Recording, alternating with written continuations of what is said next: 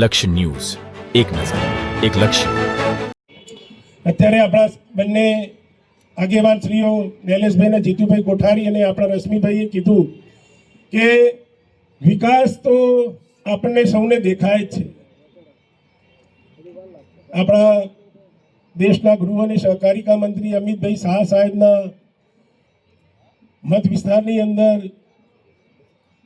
કોઈ પણ ગામનો છેવાડાનો માનવી એ ગરીબ પરિવાર હોય અને ગરીબ પરિવારને પણ આપણા કેન્દ્રની યોજનાનો અથવા તો ગુજરાત સરકારની યોજનાનો લાભ પણ ના મળ્યો હોય, એક પણ ઘર, એક પણ ગામ એવું નથી જે છેવાડાના માનવી સુધી આપણી કેન્દ્ર સરકારને ગુજરાત સરકારની યોજનાનો લાભ ના મળ્યો હોય.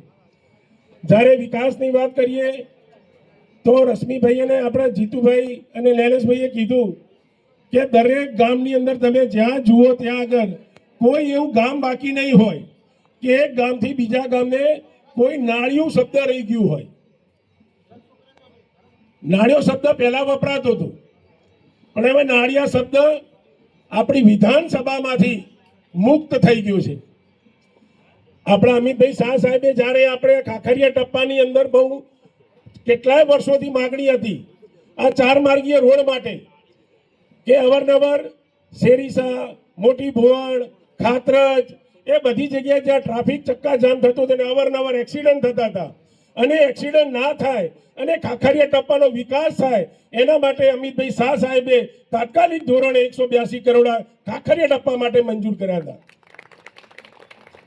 એટલે આપણે સૌ સાથે મળીને આ 5 તાલુકા પંચાયત અને 7 જિલ્લા પંચાયતના સદસ્યને જીતાડી રશ્મિભાઈને ગાંધીનગર અને આપણા કલોલ તાલુકાના પંચાયતના સભ્યને એ કલોલ તાલુકા પંચાયતની અંદર જંગી બહુમતીથી જીતાડી આપણે સૌ અમિતભાઈ શાહ સાહેબના હાથ મજબૂત કરીએ એ વિનંતી. અસ્તુ.